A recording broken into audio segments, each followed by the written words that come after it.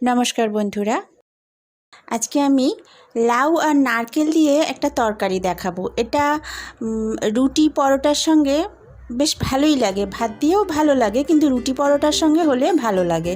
আর এটা নিরামিষ করতে গেলে সেটা পেঁয়াজ ছাড়া করলেও অসুবিধা হবে না। তো চলুন তরকারিটা কিভাবে আমি বানাই সেটা দেখিয়ে নিই।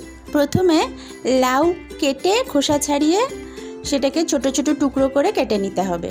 তার সাথে ডুমো ডুমো করে ছোট ছোট করে আলুও কেটে নিতে হবে। এবারে গ্যাসে কড়াই বসিয়ে তাতে সর্ষের তেল বা সাদা তেল যাই হোক রান্নার তেল দিয়ে তা গরম হলে এবার শুকনো লঙ্কা আর জিরে ফোড়নও দিতে পারেন। আমি এখানে 5 ফোড়ন দিয়েছি। ফোড়ন থেকে গন্ধ ছাড়লে কুচি করে কেটে রাখা পেঁয়াজ দিয়ে দিলাম। নিরামিষ খেতে চাইলে পেঁয়াজ দেওয়ার দরকার নেই। এবার পেঁয়াজটা একটু নাড়াচাড়া করে হালকা একটু ভাজা ভাজা মতন হবে, তখন কেটে রাখা আলুর টুকরোগুলো দিয়ে দিলাম। আলুটা অল্প পরিমাণে দেবেন।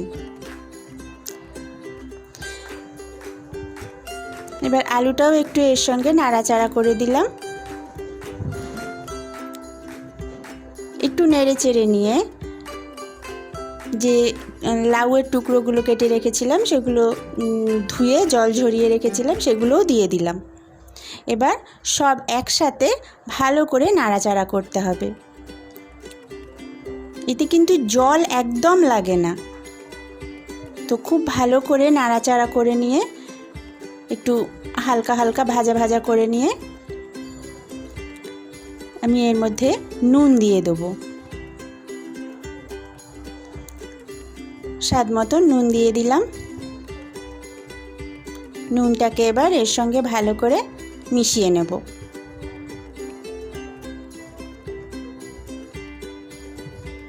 নুনটা ভালো করে মেশানো হয়ে গেলে এটাকে গ্যাস একদম সিম করে দিয়ে একটা ঢাকা চাপা দিয়ে মিনিট 5 মতন রেখে দিতে হবে।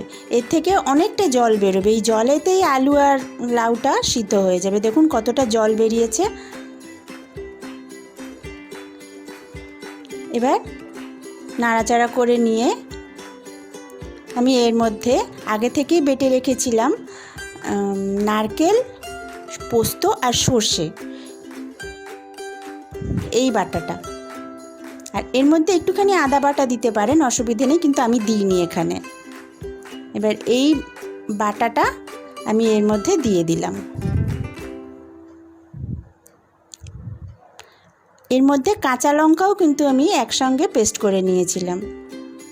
ডেসক্রিপশন বক্সে পুরো প্রণালীটা দেওয়া রয়েছে, অসুবিধে হলে ওখান থেকে দেখে নেবেন। এবার সব শুদ্ধ আমি এটা দিয়ে দিলাম। বাটি ধোয়া যেটুকু জল ছিল সেটাও দিয়ে দিলাম। এবার এটাকেই ভালো করে নাড়াচাড়া করে শুকনো করে নিতে হবে। যে যেরকম গ্রেভি খান, একটু মাখা মাখা হলে খেতে ভালো হয়, ঝোল বেশি থাকলে ভালো লাগবে না। এবার একটু চিনি দিলাম, একটু মিষ্টি মিষ্টি হলে খেতে ভালো লাগে। চিনিটা দিয়ে ভালো করে নাড়াচাড়া করে এটাকে বেশ মাখা মাখা করে নামিয়ে নিতে হবে। আর নামানোর আগে একটুখানি ঘি দিয়ে দেবেন। ব্যাস 2 চামচ মতন দিলাম আমি এখানে। এবার এটাকে মিশিয়ে দিয়ে একটুখানি চাপা দিয়ে রেখে দেবেন। তারপরে খাওয়ার জন্য একদম তৈরি হয়ে যাবে।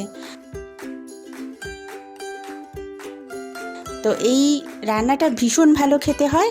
তো বাড়িতে আপনারা করে দেখবেন কেমন লাগে। নিশ্চয়ই ভালো লাগবে আশা করি। তো আমার এই রান্নাটা যদি আপনাদের ভালো লাগে তাহলে একটা লাইক দেবেন আর কমেন্ট করে জানালে খুব ভালো হয়।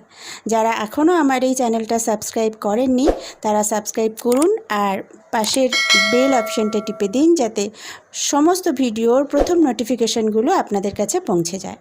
ধন্যবাদ বন্ধুরা।